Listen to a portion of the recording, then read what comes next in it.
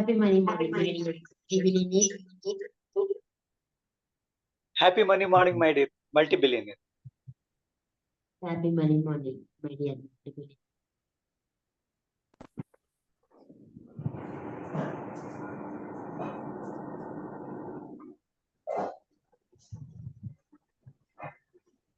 Happy money morning, my dear multi-billionaires. Happy money morning. Happy money morning. Are you happy? Yes, ma'am. Are you ready? Yes, ma'am. దేనికి రెడీగా ఉన్నారు? For your మీ ప్రెసరింగ్ అండి.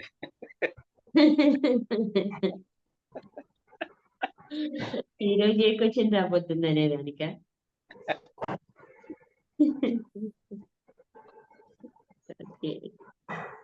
చాలా హ్యాపీగా ఉంది అలా నవ్వుతూ ఉంటే కదా. ఓకే, నేనైతే రెడీగా ఉన్నానండి ఈరోజు. కొంచెం ఇంత కౌన్ బనేగా కరోడ్పతి లాగా కొంచెం రెడీ అనండి. నేను రెడీ.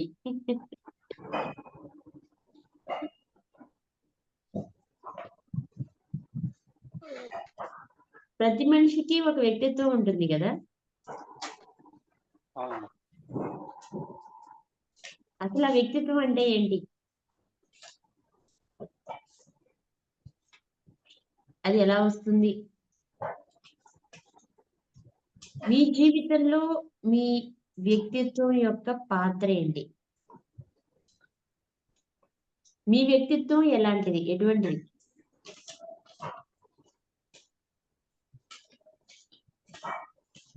మీ వ్యక్తిత్వం ఎటువంటిది మీకు ఐడియా ఉందా?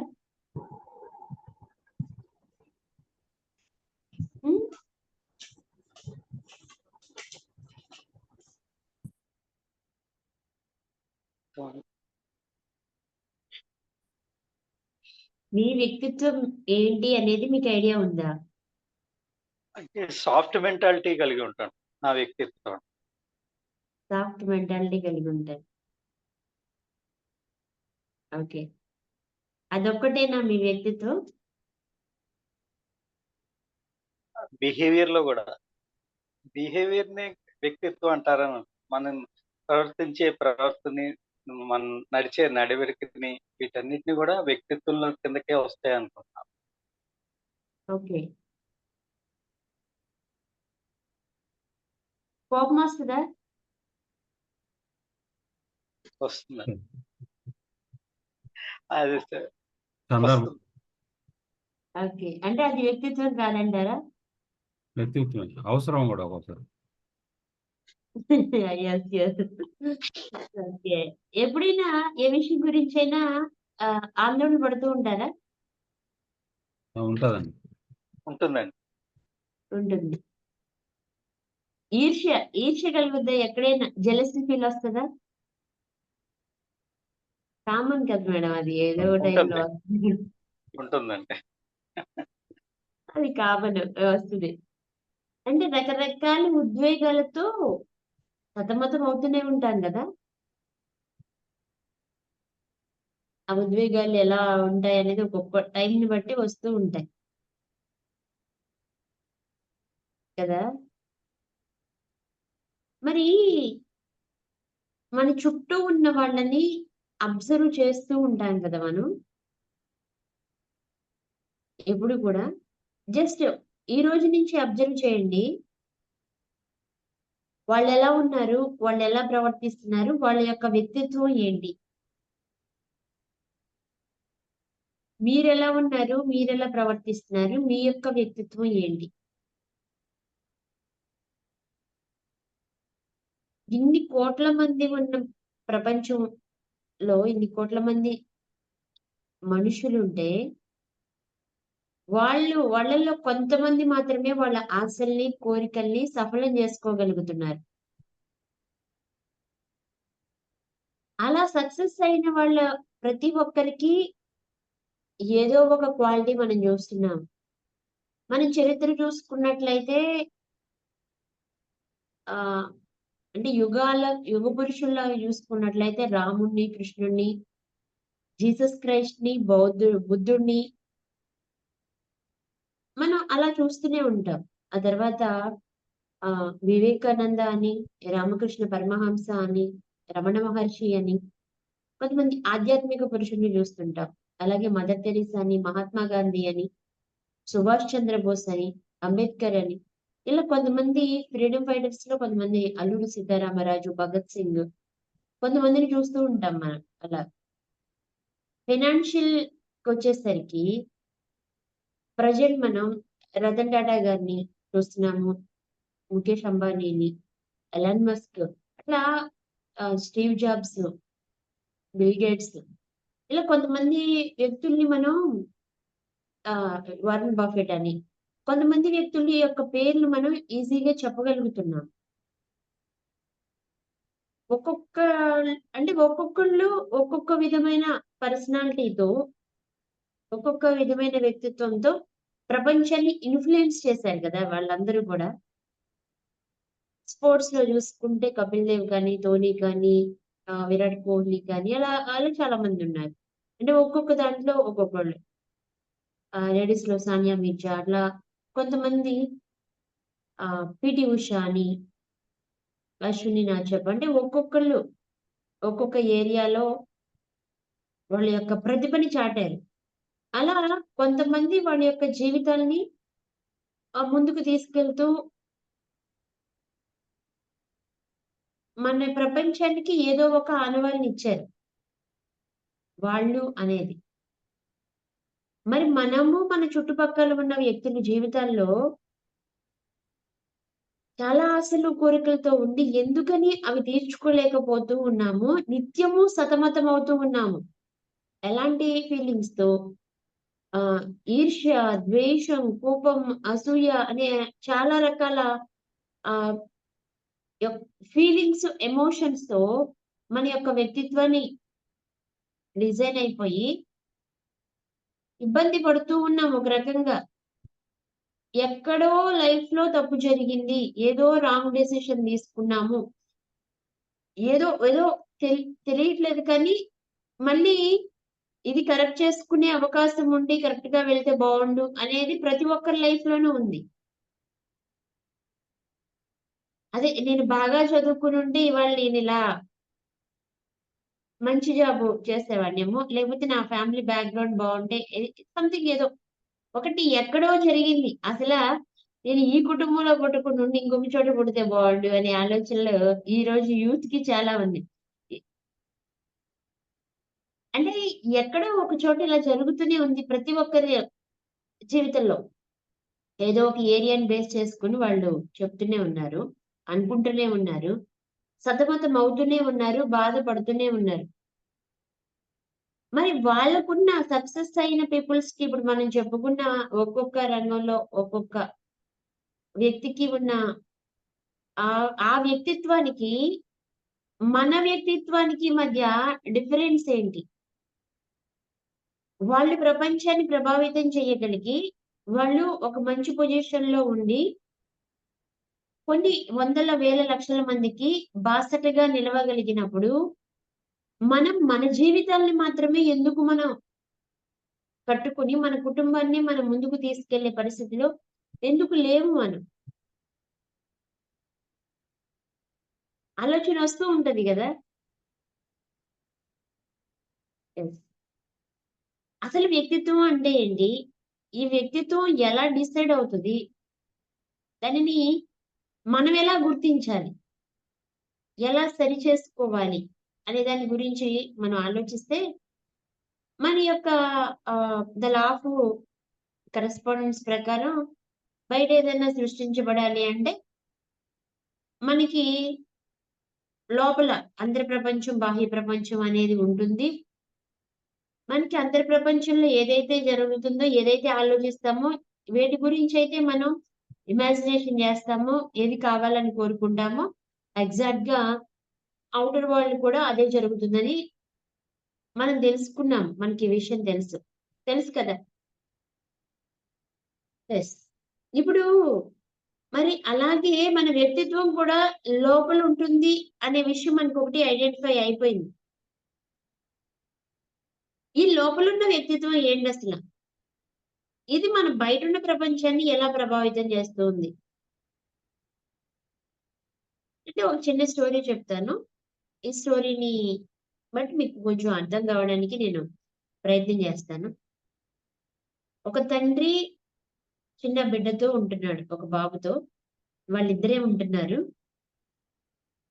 పుట్టిన దగ్గర నుంచి ఆ బాబుకి ఆ తండ్రి చాలా మంచి విషయాలు చెప్తూ పెంచాడు.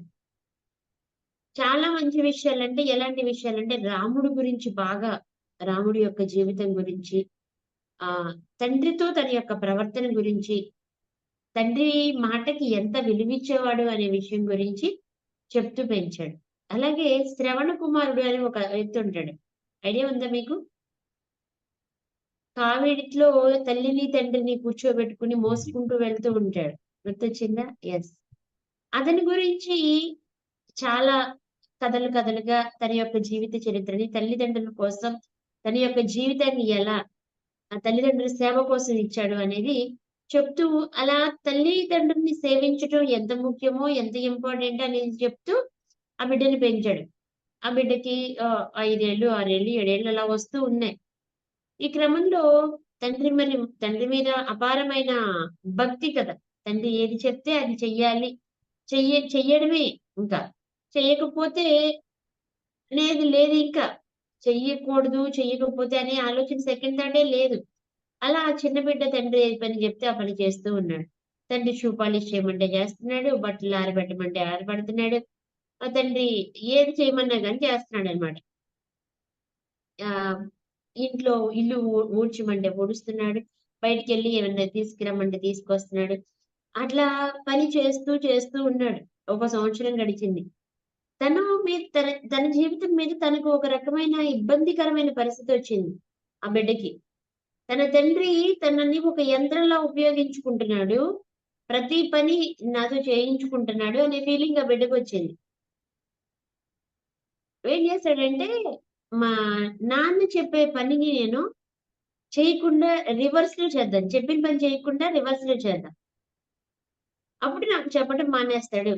ఈ మెకానికల్ లైఫ్ నాకొద్దు అనుకున్నాడు ఆ బిడ్డ.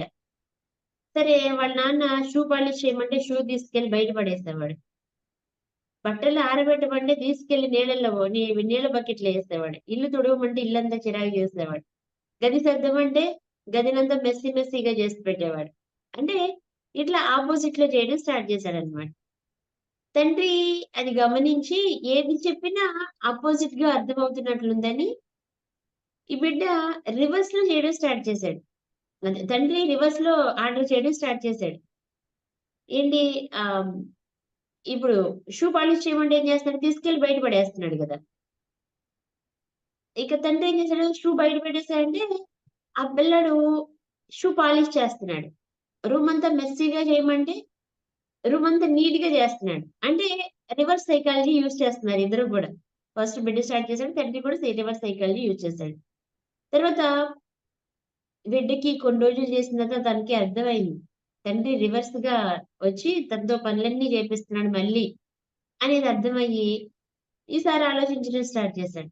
నేను రివర్స్‌లో చేయాలి ప్రతిదానికి అంటే నా నా సైకాలజీ నాన్నకి అర్థమైపోయి దానికి తగ్గట్లుగా నాకు ఆర్డర్స్ ఇస్తున్నాడు కాబట్టి, ఈసారి నాన్న చెప్పిన పనికి అప్పటికప్పుడు డెసిషన్ తీసుకుందాము.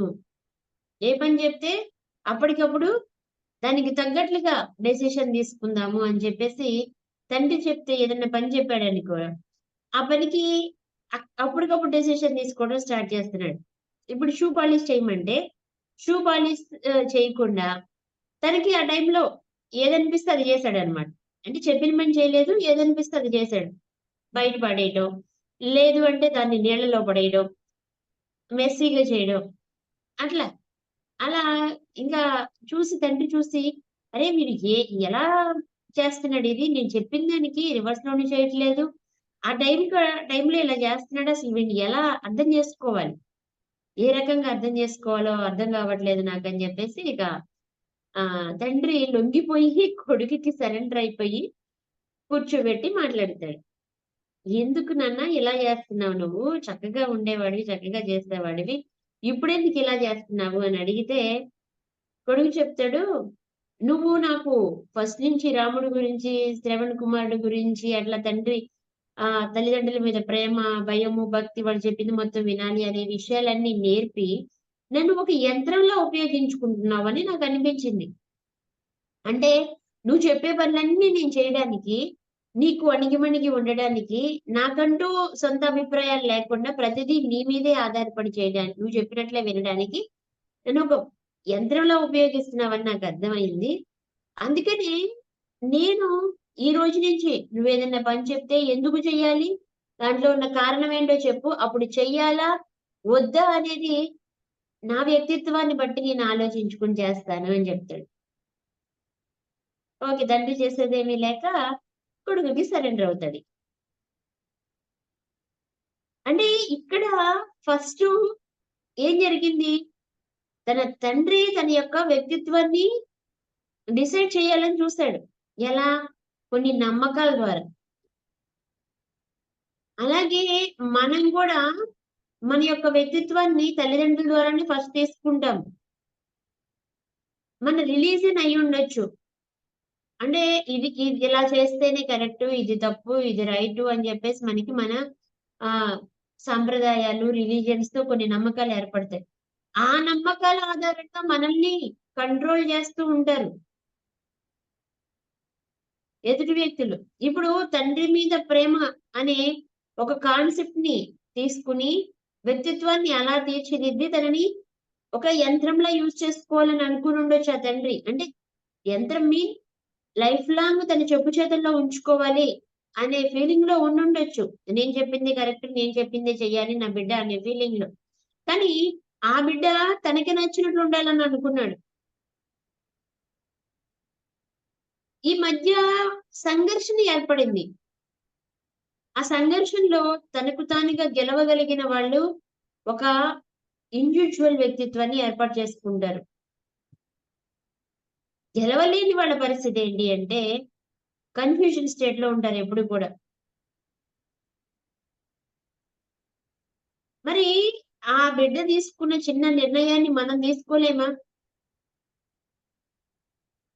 నమ్మకం మనం ఏర్పరచుకున్న నమ్మకం కరెక్ట్ అయితే, ఇంకొకళ్ళు ఏర్పరచుకున్న నమ్మకం వాళ్ళకి కరెక్టే గదా! అందరికి ఇప్పుడు చాలా డ్రెసెస్ చాలా శారీస్ ప్రింట్ చేయబడతాయి ఒకే మోడల్‌లో. కానీ ఒక్కొక్కళ్ళకి ఒక్కొక్కటి నచ్చుతుంది. అన్నీ సేల్ అవుతూనే ఉంటాయి గదా! మనకి నచ్చలేదనే విషయంలో అది ఎదుటి వాళ్ళకి నచ్చలేదని కాదు గదా! అలాంటి ఇష్టాయిష్టాలున్న వాళ్ళు ఎవరో ఒకళ్ళు ఉంటారు గదా! ఎప్పుడూ ఒకటే నమ్మకంతో, ఒకటే మోసు ధోరణిలో వెళ్తూ ఉంటే, మన యొక్క వ్యక్తిత్వం ఎదుటి వాళ్ళు కంట్రోల్ చేసేటట్లే ఉంటుంది గదా! ఫర్ ఎగ్జాంపుల్ మీకు ఏ విషయానికి కోపమొస్తది అనే విషయం మీ ఫ్యామిలీ మెంబర్స్ అందరికీ తెలుసు కదా! మీరు ఏ విషయానికి సంతోషంగా ఉంటారనే విషయం మీ ఫ్యామిలీ మెంబర్స్ అందరికీ తెలుసు కదా! మీ చుట్టుపక్కల ఉన్న కొలీగ్స్ అందరికీ తెలుసు కదా! మీతో ఎలా మాట్లాడితే పనులవుతాయనే విషయం తెలుసు కదా! మ బాస్ ఏ టై బాస్‌తో మాట్లాడేటప్పుడు మన హైయర్ అఫీషియల్‌తో ఏ రకంగా మాట్లాడి మన పని చేయించుకోవాలో మనకి తెలుసు గదా! పిల్లలతో ఎలా మాట్లాడి పని చేయించుకోవాలో మనకి తెలుసు కదా! అంటే వాళ్ళ వ్యక్తిత్వం ఏంటో మనకి తెలుసు కదా! ఇది ఇక్కడ ఆలోచించండి ఒక్కసారి. మన వ్యక్తిత్వం ఏంటి అనేది ఎదుటి వ్యక్తులకి తెలిసినప్పుడు మనల్ని ఫుట్‌బాల్ ఆడుకోవడంలో వాళ్ళు మొదటుంటారు. అవునా కదా? అవును. ఒక చిన్న స్టోరీ చెప్తాను. ఒక సింహం పిల్లని ఒక వ్యక్తి చాలా అల్లారు ముద్దుగా పెంచుకున్నాడట. అల్లారు ముద్దుగా పెంచుకుంటూ మనుషులతో పాటు పెరగడం వల్ల మనుషులకుండే అన్ని రకాల ఫీలింగ్స్, ఎమోషన్స్ దానికొచ్చాయండి. కొన్ని పరిస్థితుల్లో మళ్ళీ ఆ సింహం పిల్ల అడవిలోకెళ్ళిపోవాల్సొచ్చింది.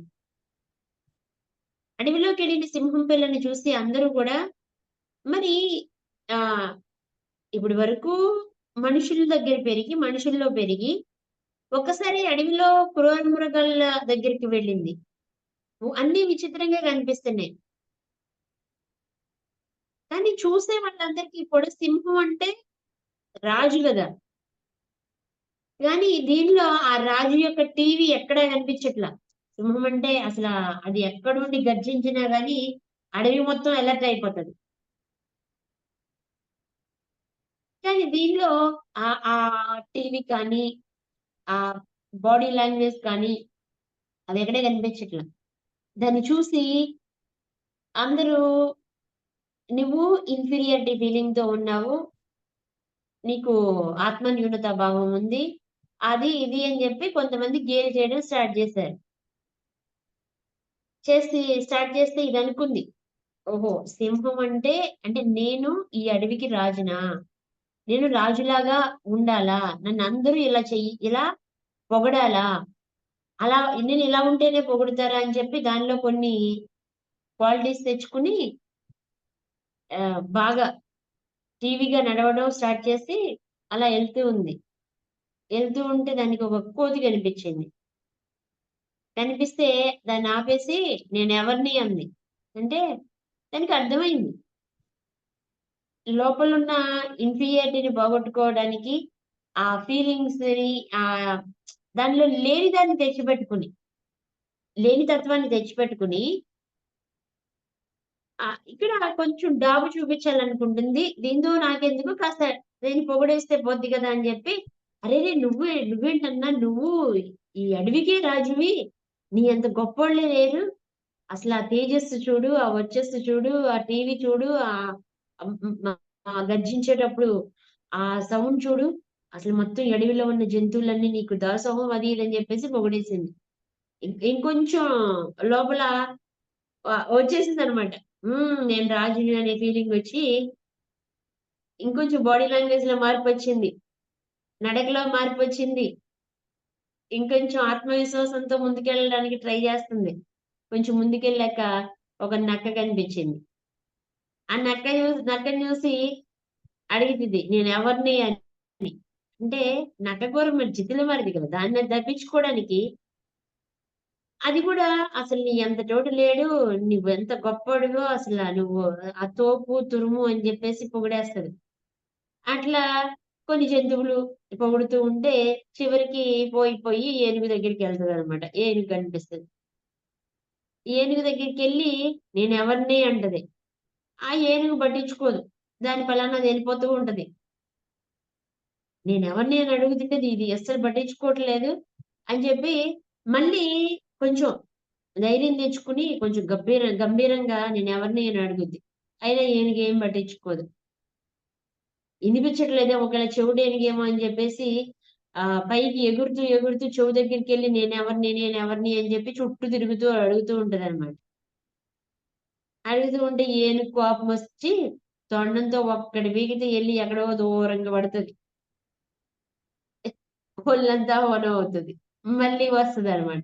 మెల్లిగా సర్దుకొనొచ్చి, "అదేంటన్నా తెలియకపోతే తెలీదని చెప్పొచ్చుగా నన్ను కొడతావెందుకు ఇట్లాగా?" అంటది. అంటే దానిలో లేదు. వాళ్ళు వీళ్ళు చెప్పారని రాజుననే ఫీలింగ్‌తో అక్కడికొచ్చింది. ఒక రాజులా బిహేవ్ చేసిందా?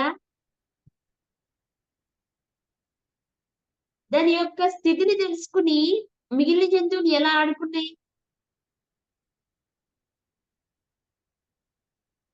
ఇక్కడ కోపం ఒక వ్యక్తి మనల్ని రూల్ చేస్తున్నారు. మన మనశ్శాంతిని పాడు చేస్తున్నారు. మనకి కోపాన్ని తెప్పిస్తున్నారు. ఆవేశాన్ని తెప్పిస్తున్నారు. మానసిక ప్రశాంతతని కోల్పోతున్నాము అంటే దానికి కారణం ఏంటసలు? ఏమని అనుకుంటున్నారసల? ఒరిజినాలిటీ. యెస్. మన యొక్క నిజమైన వ్యక్తిత్వం ఏంటి అనే దాన్ని మనం ఎప్పుడో వదిలేసామసలు. ఎప్పుడో వదిలేసి సంతోషంగా ఒక వ్యక్తి పొగిడితే సంతోషపడ్డాం. ఒక వ్యక్తి ఏదైనా క్రిటిసైజ్ చేస్తే బాధపడ్డాం. బహుమతులిస్తే ఆనందపడడం. మన చుట్టుపక్కల వాళ్ళు మనకంటే ఎదుగుతుంటే ఈర్ష్య పడడం. అంటే ఇవన్నీ కూడా ఎక్కడి నుంచి తెచ్చిపెట్టుకున్నయే కదా! అంటే ఎదుటి వ్యక్తుల యొక్క ప్రవర్తన మనల్ని రూల్ చేసే పొజిషన్‌కి మనం వచ్చాం. మనంతట మనం మనకు సొంత వ్యక్తిత్వం లేకపోబట్టే కదా! మనకంటూ సొంత వ్యక్తిత్వాన్ని మనం కోల్పోయి ఎదుటి వాళ్ళు ఒక స్విచ్, ఇప్పుడు నేను ఒక స్విచ్ ఆన్ చేస్తానండి. ఏం జరిగింది ఇప్పుడు? చీకటి వచ్చింది. మళ్ళీ స్విచ్ చేశాను. వెలుతురు వచ్చింది. అంటే ఒక స్విచ్ ఆన్ చేస్తే, ఒక బటన్ ఆన్ చేస్తే మనలో ఒక ఎమోషన్ బయటకొస్తుంది. ఎదుటి వాళ్ళు ఒక బటన్ ఆన్ చేస్తే ఎమోషన్ బయటకొస్తుంది. గుర్తుంచుకోండి. వాళ్ళు ఒక మాట అన్నారనుకోండి, "అబ్బా! అన్న నువ్వు చాలా దయానీయుడివి, నువ్వు చాలా మంచివాడివి, నువ్వు చాలా గొప్పవాడివి" అని ఒక మాట అన్నారనుకోండి, ఓహో! నేను గొప్పవాడినా అని ఉబ్బి తబ్బిబ్బయిపోయి మనలో ఆనందం పెల్లుబుకిపోతుంది. అదే ఒక వ్యక్తి "నువ్వు చాలా స్వార్థపరుడివి, నువ్వు చాలా సెల్ఫిష్" అన్నాడనుకోండి, నన్ను సెల్ఫిష్ అంటారా? నన్ను సెల్ఫిష్ అంటారా అని బాధపడుతున్నావు. నువ్వొక మూర్ఖుడివి, నీకు జ్ఞానం లేదు అంటే, నాకు జ్ఞానం లేదా అని నిరాశ పడుతున్నావు. నువ్వేం చేయలేవు, నువ్వేం సాధించలేవు అనంటే డిసప్పాయింట్ అయిపోతున్నావు. ఈ బటన్స్ అన్ని ప్రెస్ చేసేదెవరు? రియాక్షన్ ఎక్కడి నుంచి వస్తుంది? మనలో. అసలు ఎవరో మాటంటే మనం రియాక్ట్ అయ్యి మన యొక్క వ్యక్తిత్వాన్ని అసలు ఎక్కడ తగలెట్టామో తాకట్టు పెట్టాము.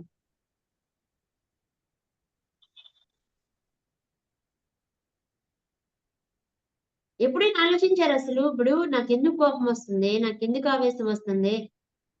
దీనికి గల కారణం ఏంటి? నేనెందుకు ఈర్ష్య పడుతున్నానిప్పుడు? నాకెందుకు జెలసీ ఫీలింగ్ వస్తుంది? నాలో ఎందుకింత ఆవేశం? ఎందుకు ఇంత నిరాశ? ఇంత యాంగ్జైటీ? ప్రేమ, ప్రేమ కూడా అంతే. ఒక వ్యక్తి మనల్ని ఇష్టపడుతున్నారని తెలిస్తే వాళ్ళ మీద ప్రేమ కలుగుతుంది. లేదంటే కోపమా?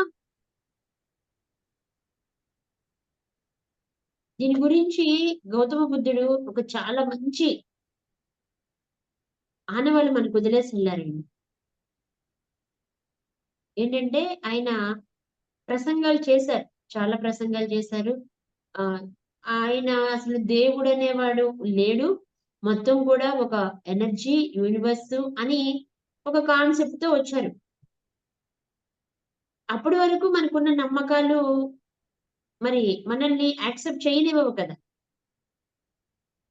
ఈ నమ్మకాలు మనల్ని యాక్సెప్ట్ చేయనివ్వవు. మనకి అప్పటి వరకు రాముడున్నాడు, కృష్ణుడున్నాడు, దేవుడున్నాడు, అవున్నాయి, ఇవున్నాయి అనే ఫీలింగ్‌తో ఉన్న వాళ్ళకి యాక్సెప్ట్ చేయలేము. ఆయన చెప్పే బోధని కొంతమంది వింటూ ఉన్నారు. కొంతమంది యాక్సెప్ట్ చేస్తూ బౌద్ధ మతాన్ని స్వీకరిస్తున్నారు.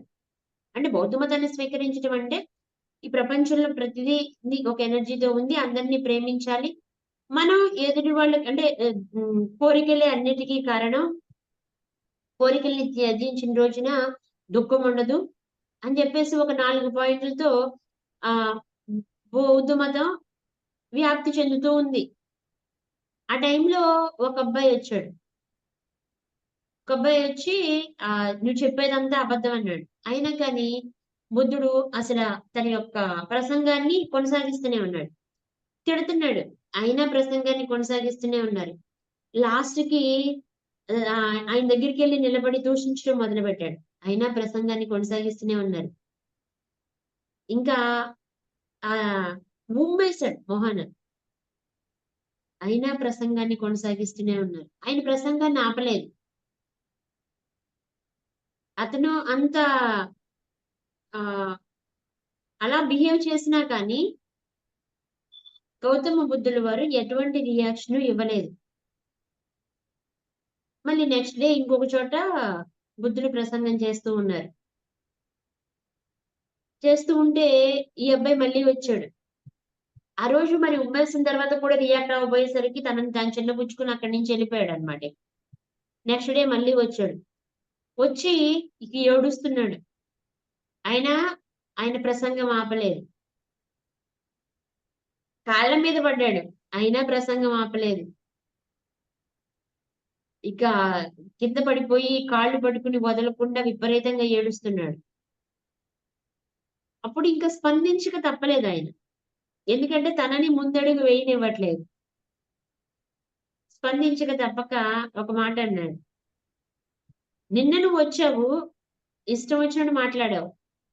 నేను స్పందించలేదు. నువ్వు తిట్టావు. నేను స్పందించలేదు. దూషించావు. నేను స్పందించలేదు. నా మొహం మీద ఉమ్మేశావు. నేను స్పందించలేదు. ఈరోజు నువ్వే వచ్చావు. ఏడ్చావు. నేను స్పందించలేదు. క్షమించమంటున్నావు. నేను క్షమించలేదు. నా కాళ్ళు పట్టుకున్నావు. నేను స్పందించలేదు.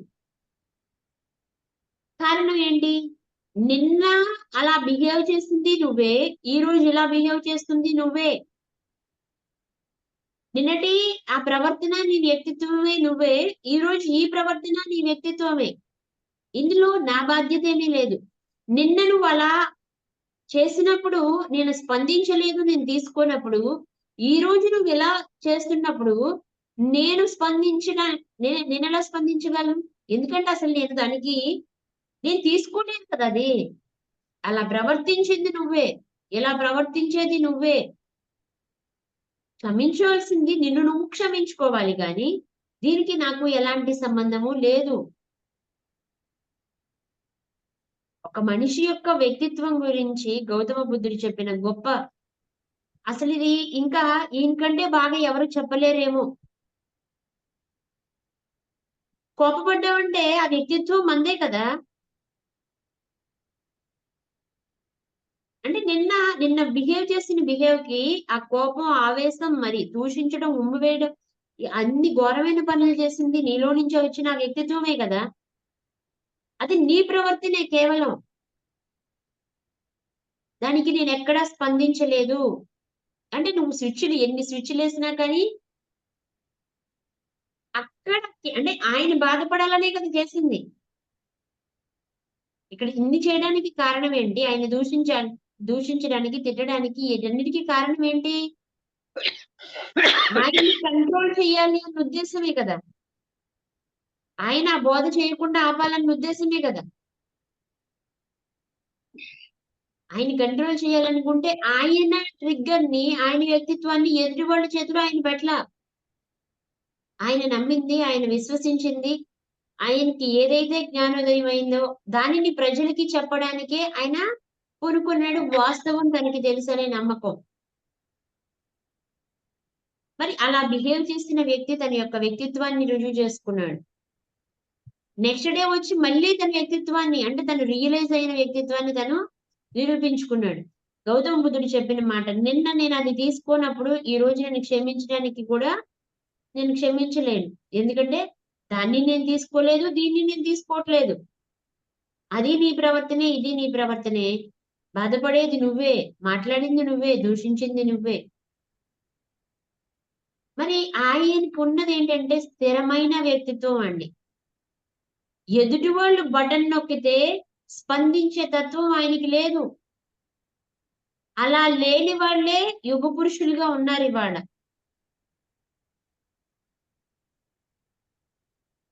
అర్థమైందా నేను చెప్పాలనుకున్నది ఏంటి అనేది? అర్థమైంది. ఒక స్థిరమైన వ్యక్తిత్వం మనకి లేకపోతే ఎదుటి వాళ్ళు మన నవ్వుకి ఎదుటి వాళ్ళు కారణమవుతారు. మన బాధకి ఎదుటి వాళ్ళు కారణమవుతారు.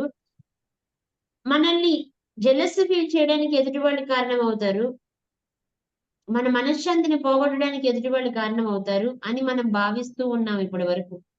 అసలా ఇవన్నీ కూడా ఎదుటి వాళ్ళు ఎవరు కారణం కాదు. గౌతమ బుద్ధుడు చెప్పిన బోధని వినాలా వినొద్దా అనేది నీ యొక్క వ్యక్తిత్వం. జీసస్ క్రైస్ట్ గొప్పవాడా కాదా, ఆయన బోధలు వినాలా లేదా అనేది మీ యొక్క వ్యక్తిత్వం. రాముడు గొప్పవాడా, కృష్ణుడు గొప్పవాడా అనేది మీ యొక్క వ్యక్తిత్వం. నిజంగా అవన్నీ ఉన్నాయా లేవా అనే దానికంటే కూడా సమయానుకూలంగా ఆ చిన్న పిల్లోడికి లాగా ప్రవర్తించడం గొప్ప కదా. మనకున్న నమ్మకాలు, ఇప్పుడు రాముడు గురించి, శ్రవణ కుమారుడు గురించి చెప్పి తన తండ్రి తనని ఎలా వాడుకున్నాడో అర్థం చేసుకున్న చిన్నపిల్లవాడికి లాగా మనల్ని కూడా చిన్నప్పటి నుంచి కొన్ని నమ్మకాలని చెప్పేసి, కొన్ని రిలీజియన్స్ అని చెప్పేసి, కొన్ని కట్టుబాట్లు, కొన్ని సంప్రదాయాలు, కొన్ని పద్ధతులు అని చెప్పేసి ఇప్పటి వరకు మనల్ని ఒక యంత్రాల్లాగా ఉపయోగించుకున్నారు.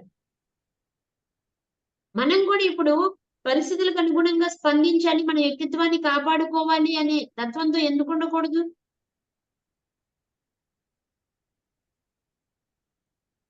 ప్రతిదాని మీద ప్రేమని పెంచుకుని, ప్రతి విషయంలో కూడా అక్కడ ఉన్న సిట్యుయేషన్‌కి తగ్గట్లుగా ఎందుకు ఆలోచించకూడదు మనం?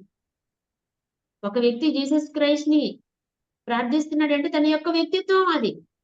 దానిని మనం క్రిటిసైజ్ చేయాల్సిన అవసరం లేదు. ఒక వ్యక్తి హిందూ మతాన్ని బాగా పూజిస్తున్నాడంటే అతని యొక్క వ్యక్తిత్వం, అతని యొక్క నమ్మకాలవి. ఎవరి యొక్క నమ్మకాల్ని మనం కించపరచకూడదు. అలాగే ఒక వ్యక్తి డబ్బు సంపాదిస్తున్నాడంటే అతని యొక్క వ్యక్తిత్వం. అతను స్థిరంగా ఉన్నాడు. డబ్బు పట్ల తనకున్న అవగాహన పెంచుకుంటున్నాడు. డబ్బు అవసరమని తనకి తెలుసు. కానీ మనమేం చేస్తాం? కాసేపు డబ్బు సంపాదిస్తే చాలా గొప్ప అనుకుంటాం. కాసేపు డబ్బు మాయలో పడి మన యొక్క జీవితాల్ని మనం పాడు చేసుకుంటున్నామని ఫీల్ అవుతాం. అంటే దీనన్నిటికి కూడా మళ్ళీ మన యొక్క నమ్మకాలు, మన యొక్క జ్ఞాపకాలు, మన యొక్క పరిస్థితులు మనల్ని వచ్చి అడ్డుకుంటూనే ఉంటాయి. ఎక్కడో ఒక చోట. మనల్ని ట్రిగ్గర్ చేస్తూనే ఉంటాయి మన బటన్స్‌ని. ఒకసారి ఆలోచించండి. మన మన బటన్స్‌ని ఏం ఆపరేట్ చేస్తున్నాయి అసలు? మన వ్యక్తిత్వాన్ని ఏది డిసైడ్ చేస్తుంది? సమయానుకూలంగా మనం నిర్ణయాలు తీసుకోగలుగుతున్నామా? లేదు ఒక మూసలో వెళ్ళిపోతూ, ఒక మూస దూరంలో ఉంటున్నామా? ఎదుటి వాళ్ళ మన యొక్క వ్యక్తిత్వాన్ని తాకట్టు పెట్టి, వాళ్ళు ఏది చెప్తే అది చేస్తున్నామా? వాళ్ళు ఎలా ఆపరేట్ చేయాలనుకుంటే మనం అలా ఆపరేట్ అవుతున్నామా? ఆ సింహం పిల్లలాగా సింహానికి ఎంత శక్తి ఉందో, కానీ దాని యొక్క శక్తి 10 మంది చెప్పాలి, పొగడాలి. వాళ్ళు పొగుడుతున్నప్పుడు వచ్చే ఎమోషన్ తీసుకొని ఏదో చెయ్యాలనుకుంది. అసలైన వ్యక్తిత్వం ఏమైంది?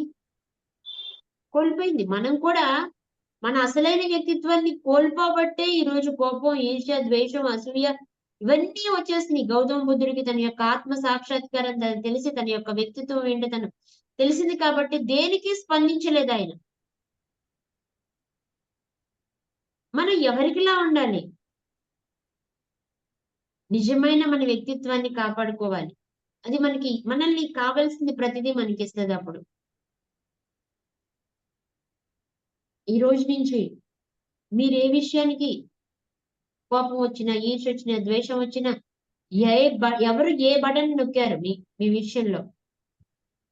మీరు వెలిగారు. ఆ టైంలో మీరు రియాక్ట్ అయ్యారు. ఏ బటన్‌కి రియాక్ట్ అయ్యారు? ఒక్కసారి అబ్జర్వ్ చేయండి. అంటే మిమ్మల్ని ఒక కీలుబొమ్మ చేసి ఆడుకుంటున్నారా మీ వ్యక్తిత్వాన్ని బట్టి? ఇప్పటి వరకు ఆడుకోలేదంటారా ఎవరు మనతో?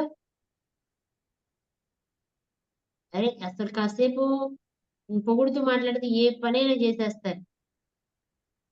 ఇప్పుడు ఇంత ఆనందంగా ఉన్నారు. ఈళ్ళ ఆనందాన్ని పాడు చేయాలంటే ఏదో ఒకటి చెయ్యాలి. ఒక 2 మాటలు అనేస్తే సరిపోయి.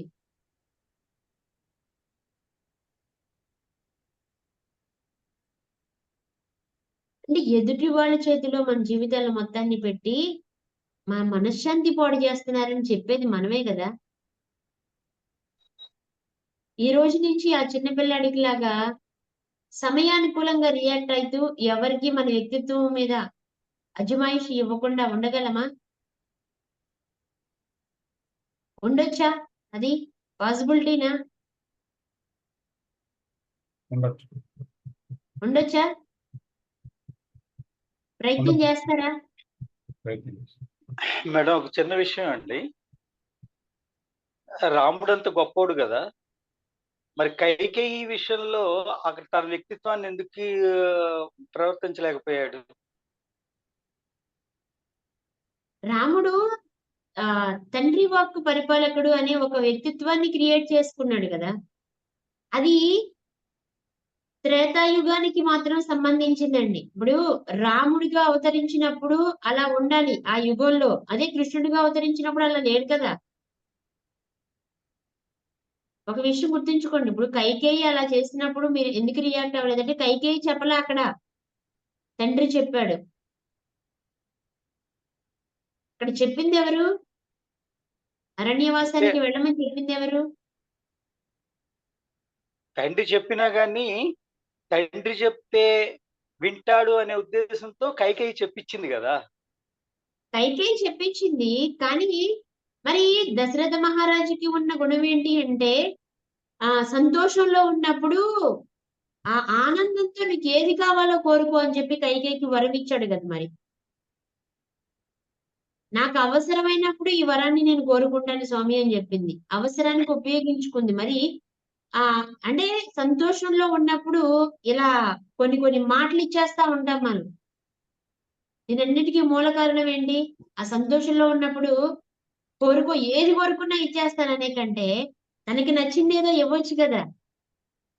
దేవి నేను చాలా సంతోషంగా ఉన్నాను నీ పట్ల.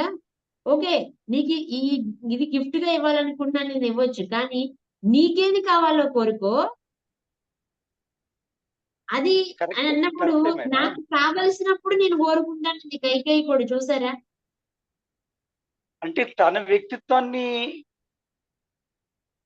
అక్కడ ఇక్కడ ఎందుకు ఎవరికి వాళ్ళు ప్రవర్తించలేదు? ఎందుకు ప్రవర్తించలేదండి తన వ్యక్తిత్వాన్ని? ఎందుకు ప్రవర్తించలేదంటే అప్పటికి రాముడు తండ్రి మాట జవదాటడు అనే తత్వాన్ని బిల్డ్ చేసేస్తారు కదా. ఇప్పుడు ఈ చిన్న పిల్లాడికి తండ్రి మాటే వినాలి అని చెప్పినప్పుడు కొంతకాలానికి రియలైజ్ అవ్వగలిగాడు. కానీ రాముడు అట్లా కాదు. రాముడి వ్యక్తిత్వం పితృవాక్య పరిపాలకుడు అని అప్పటికే జనాలు కోకొల్లలుగా అసలు జేజేలు కొడుతూ ఉన్నారు. చిన్నప్పటి నుంచి తనని అలాగే పెంచారు. తన అరణ్యవాసానికి వెళ్ళేటప్పుడు ఆ ఒక్క రోజు కాదు, మొదటి రోజు నుంచే తను పుట్టినప్పటి నుంచే తనలో తన ప్రవర్తనని ఎలా పెంచారంటే, తన వ్యక్తిత్వాన్ని ఎలా బిల్డ్ చేశారంటే పితృవాక్య పరిపాలకుడు అనే విధంగా బిల్డ్ చేశారు. అది కైకేయనే బిల్డ్ చేసి ఉండొచ్చు కదా. మరి విశ్వామిత్రుడు కూడా రాముడి మీద వ్యక్తిత్వం మీద ఉపయోగించుకున్నాడు కదండి. విశ్వామిత్రుడు కూడా ట్రిగ్గర్ చేశాడు కదా.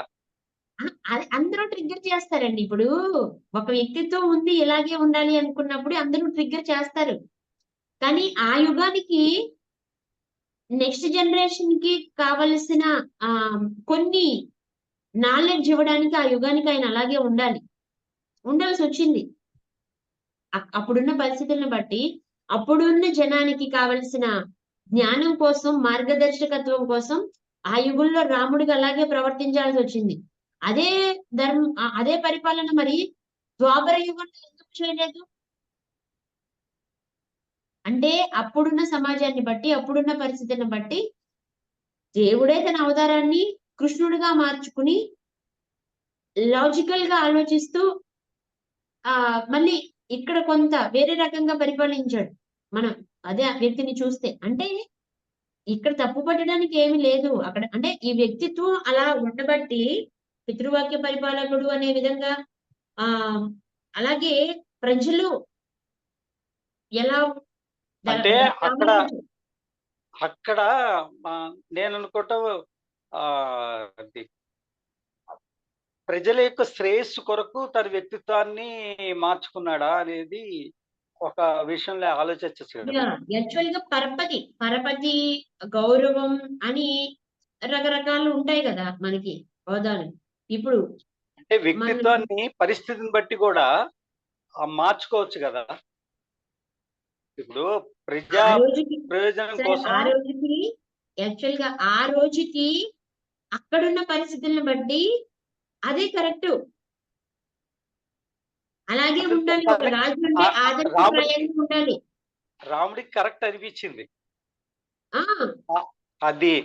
అంటే ఇది విశ్వామిత్రుడు చెప్పిన పనికి ప్రజా ప్రయోజనం కోసం మారటం కరెక్ట్ అనిపించింది.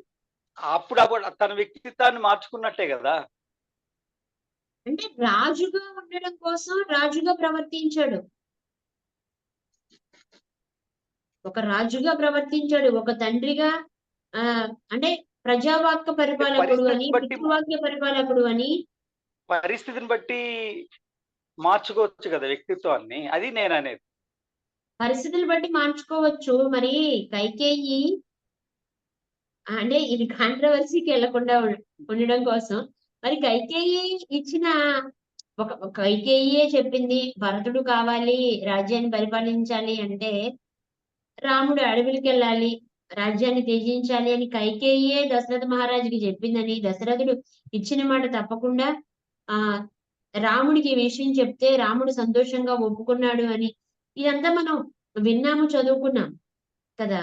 మరి ఇక్కడ పరిస్థితి తండ్రి యొక్క ఉద్దేశం కాదు, కైకేయి యొక్క ఉద్దేశం అని తెలిసినప్పటికీ కూడా తన తండ్రి ఇచ్చిన మాట తప్పకూడదు అనే ఉద్దేశం ఒకటి, తండ్రి మాట తప్పకూడదు అనే ఉద్దేశంతోనే కొడుకుని అడిగాడు ఇచ్చిన కోరికని. అలాగే తండ్రి చెప్పిన ఏదైనా మాటని కొడుకు తప్పాడు అనే పేరు చరిత్రలో ఉండకుండా ఉండడానికి తను అది పాటించాడు. అక్కడ విషయం తెలియకేం కాదు. మరి ఇంత తెలిసిన భరతుడు తను రాజ్య పరిపాలన చేశాడా అంటే చేయకుండా ఆ అన్నయ్య యొక్క పాదుకులను తీసుకెళ్లి అన్న వచ్చేంత వరకు ఆ పాదుకుల సింహాసనం మీద పెట్టాడు. ఇదొక పెద్ద స్టోరీ. ఆ పాదుకులకి ఆ పాదుకుల యొక్క చెట్టు కోరుకున్న కోరిక, ఆ చెట్టు అడుగుతుందట, నేను రాజ్యాన్ని పరిపాలించాలనుకుంటున్నాను, అయోధ్యని పరిపాలించాలనుకుంటున్నాను అని చెప్పి తపస్సు చేసి వరం తీసుకుంటే ఆ చెట్టు నుంచి వచ్చిన పాదుకులే మరి రామరాజ్యాన్ని పరిపాలించినాయి కదా. అంటే చాలా చాలా జరగడానికి చాలా చాలా జరుగుతాయి. అంటే క్రియాకారణ సిద్ధాంతం అని చెప్పి మళ్ళీ అక్కడ చాలా ప్లానింగ్స్ ఉన్నాయి దేవుడికి. కానీ జస్ట్ వ్యక్తిత్వం గురించి మాత్రం ఆలోచించమని చెప్తున్నాను. ఇక్కడ ఒక వ్యక్తి యొక్క వ్యక్తిత్వం ఎలా ఆడుకున్నారు అనేది ఎదుటి వ్యక్తుల మీద ఎంత ఇన్ఫ్లుయెన్స్ చూపిస్తుంది, నా మీద ఎంత ఇన్ఫ్లుయెన్స్ చూపిస్తుంది. ఇప్పుడు ఇన్ఫ్లుయెన్స్ నా మీద ఎంత చూపిస్తుంది. రాముడి యొక్క వ్యక్తిత్వాన్ని ఎగ్జాంపుల్ గా తీసుకున్న వాళ్ళు అబద్ధం ఆడకూడదు అనే వ్యక్తిత్వంతో ముందుకెళ్తారు. ఈ రోజున్న పరిస్థితులను బట్టి మరి చిన్న అబద్ధం కూడా ఆడకుండా సాగుతుందా? సాగదు కదా. మా నాన్నగారు రామభక్తుడు అనమాట, భయంకరమైన రామభక్తుడు. పేరుకి కూడా సీతారామయ్య. అసలు ఎవరన్నా వచ్చి ఏదన్నా అడిగితే ఇది లేదు అని చెప్పడం తెలియదు. ఈ విషయంలో మా ఇంట్లో ఎప్పుడు ఏదో చిన్న చిన్న అంటే ఏదో అడిగారనుకో, ఆ వచ్చిన వ్యక్తి ఎలాంటి వ్యక్తి, తిరిగి ఇచ్చే వ్యక్తి, ఇవ్వని వ్యక్తి అని ఆలోచించకుండా ఇచ్చేసేటప్పుడు కొంత డిస్కషన్ జరిగేది ఇంట్లో. ఆ వ్యక్తికి ఇంతకు ముందు చాలా తీసుకెళ్లారు, ఇవ్వలేదు, మళ్ళీ నువ్వు ఎందుకు అంటే నాకు లేదని చెప్పడం రాదు. మా నాన్నగారు అనే మాట, నాకు లేదని చెప్పడం రాదు, నేను చెప్పలేను, నువ్వే చెప్పుకో. మరి నాన్నగారిని అడిగినప్పుడు అమ్మెల్లో మేమెల్లో లేదని చెప్పలేం కదా. అలా అని నాన్నగారు ఇచ్చిన మరి మేము కాదనలేం కదా. అంటే ఒక వ్యక్తి ఎలా ఉపయోగించుకుంటున్నారో చూడండి. ఈయన అడిగితే కాదు అనడు. అలాగే కర్ణుడు ఎగ్జాంపుల్ తీసుకుంటే కర్ణుడిని ఏదడిగినా దానం కాదు అనడు అనే ఒక ఇది మనం చదువుకున్నాం. ఈవెన్ కింద పడిపోయిన నేతిని సైతం తీసి ఆ భూదేవి శాపానికి గురవుతాడు. మరి అక్కడ చేయాల్సిన ఉందా? నెయ్యి కొనివ్వచ్చు కదా. కానీ నాకు ఆ నెయ్యి కావాలని పాప అడిగితే అదే ఇవ్వాలి అన్న ఉద్దేశంతో మరి ఆ వ్యక్తిత్వం అలా ట్రిగ్గర్ అవుతుంది. ఆ మహాభారతం యుద్ధం జరిగే టైంలో, కురుక్షేత్ర యుద్ధం జరిగే టైంలో కవచకుండలాలనే అడగడానికి వస్తాడు మరి ఇంద్రుడు. ఆ టైంలో కూడా కవచకుండలాలు తీసేసి ఇస్తాడు కదా. మరి కవచకుండలాలు ఎంత ఇంపార్టెంట్. కానీ ఇచ్చే గుణం ఆయన వ్యక్తిత్వం అది అని ఆయన ఇవ్వకుండా ఉండలేడు. దానికంటే చనిపోవడమే ఉత్తమం అనే తత్వంలోకి వెళ్ళిపోతారు. కానీ ఆ రోజు చెల్లుబాటు అయింది. ఈ కలియుగంలో ఈ రోజు చెల్లుబాటు అవుతుందా? అది అవుతుందా చెప్పండి? అవదండి. రాముడు పరిపాలన సాగించిన త్రేతాయుగంలో లాగా ఈ రోజు అలాగే చేస్తే ఉండగలరా? అదే పాలిటిక్స్ నడిపితే ఉండగలరా? అసలు ఆ పాలిటిక్స్ నడిపి ఒక్క రోజు పరిపాలన చేయగలరా? లేదు. మరి పరిస్థితులకు అనుగుణంగా మారుతూ వచ్చారు. వ్యక్తిత్వాన్ని అప్పటికప్పుడు మార్చుకుంటూ వచ్చారు. ఒక వ్యక్తి రుణమాఫీలు వల్ల కాదు, చేస్తారంటే నమ్మొద్దు అని చెప్పినా కానీ మనం వినం. ఎవరు రుణమాఫీ అంటే వాళ్ళకి ఓటేస్తాం, గెలిపిస్తాము. తర్వాత రేట్లు పెరిగిపోయినాయి గగ్గోలు పెట్టి ఏడుస్తాము. అదేనండి, నేను కూడా అనేది ఏంటంటే పరిస్థితులు బట్టి వ్యక్తిత్వాన్ని మార్చుకోవచ్చు కదా అంటున్నాను. మార్చుకోవాలి. నేను అదే. చెప్పేది అదే. అప్పటికప్పుడు నిర్ణయం తీసుకోవడం మార్చుకోండి నేను చెప్పేది. ఒక నమ్మకానికి, ఒక సిద్ధాంతానికి కట్టుబడి ఇలాగే ఉంటాను అని చెప్పొద్దు. ఓకే. ఆ పిల్లాడు ఏం చేశాడు అప్పటికప్పుడు మార్చుకున్నాడు. అలాగే గౌతమ బుద్ధుడిలాగా మీ వ్యక్తిత్వం మీద ఎదుటి వాళ్ళ ట్రిగ్గర్ ఉంచొద్దు అని చెప్తున్నాను. ఇక్కడ ఒక్క పాయింట్ ఏం నేను చెప్పలేదు. 3 చెప్పాను. 3 స్టోరీల్లో 3 డిఫరెంట్‌గా చెప్పాను. మన వ్యక్తిత్వం మనకి ఉండడానికి, మన వ్యక్తిత్వాన్ని మనం కాపాడుకోవడానికి, ఇప్పుడు రాముడిలాగా ఒకే పద్ధతిలో ఉండమని నేనేమి అనట్లేదు. ఇలాగే ఉండండి అని. వాళ్ళు మనల్ని ట్రిగ్గర్ చేస్తారు. ఎలా ట్రిగ్గర్ చేస్తారు అనేది మళ్ళీ గౌతమ బుద్ధుడును, సింహం స్టోరీ చెప్పాను నేను. ఒక వ్యక్తి మనల్ని ఎలా ట్రిగ్గర్ చేస్తున్నారు అనేది. ఎప్పటికప్పుడు నిర్ణయాలు తీసుకుంటూ మీ సొంత వ్యక్తిత్వాన్ని మీకుంచుకోండి. అలా చేయలేని పరిస్థితిలో ఒక్కదానికే కట్టుబడి నేను ఇదే సిద్ధాంతానికి, ఇదే నమ్మకానికి కట్టుబడి ఉంటాను అన్నప్పుడు మనం ఎవరో ఒకళ్ళకి ట్రిగ్గర్ పాయింట్ అయిపోతాం. నా మనశ్శాంతిని పోగొట్టారు. నా జీవితం పాడైంది. నేను ఇబ్బంది పడుతున్నానని ఏడ్చినా తర్వాత ఉపయోగం లేదు. మార్చుకోవాలనుకున్నా ఇచ్చేసిన తర్వాత ఏం మార్చుకోలేము. ఓకే. వ్యక్తిత్వాన్ని కాపాడుకోండి. ఆ రోజున్న పరిస్థితులు, ఆ రోజున్న పురాణాలు, పద్ధతులు, అప్పుడున్న చుట్టూ ఉన్న వాతావరణం, ప్రజలు ఫస్టే చెప్పాను. మీ చుట్టూ ఉన్న వ్యక్తుల యొక్క వ్యక్తిత్వాల్ని పరిశీలించండి. వాళ్ళు మిమ్మల్ని వాడుకోవడానికి వస్తున్నారా? మిమ్మల్ని కించపరచడానికి వస్తున్నారా? ఏం చేయడానికి వస్తున్నారు? మరి మన మనుగడ సాగాలి కదా! ఈరోజు నేను కర్ణుడిలాగా ఉంటాను. సత్య హరిశ్చంద్రుడిలాగా ఉంటాను అని మనం వాళ్ళని ఎగ్జాంపుల్‌గా తీసుకుంటే ఒక్క అడుగు కూడా ముందుకేయలేము. ఆ రోజు జరిగింది అంటే ఆ రోజున్న చుట్టుపక్కల వ్యక్తుల యొక్క విధానాన్ని బట్టి, పరిస్థితి. ఆళ్ళ యొక్క వ్యక్తిత్వాన్ని బట్టి ఆ రోజు అక్కడ గెట్టన అవ్వగలిగారు. ఓకే. ఈరోజు ఓకే. ఈరోజు మనం అందరి నమ్మకాల్ని గౌరవిస్తూ, అందరికీ విలువిస్తూ, మనం మన మీద ఎట్టా కూడా ఎదుటి వాళ్ళు ట్రిగ్గర్ చెయ్యకుండా, మన వ్యక్తిత్వాన్ని మనం కాపాడుకుంటూ, ఇన్‌స్టంట్ డెసిషన్స్ తీసుకోండి కొన్ని విషయాలకి. అక్కడున్న ప్రవర్తన బట్టి తప్పించుకొని వెళ్ళిపోయే మార్గాన్ని ఎంచుకోవడమే. అంతే తప్ప, ఒకటే మూసలో పోసినట్లు వెళ్ళి, ఒకటే సిద్ధాంతంలో ఉంటానని ఎదుటి వాళ్ళకి ట్రిగ్గర్ అవ్వద్దు. ట్రిగ్గర్ పాయింట్ అవ్వద్దని చెప్తున్నాను. ఓకే. ఓకేనా? ఓకే. Thank you.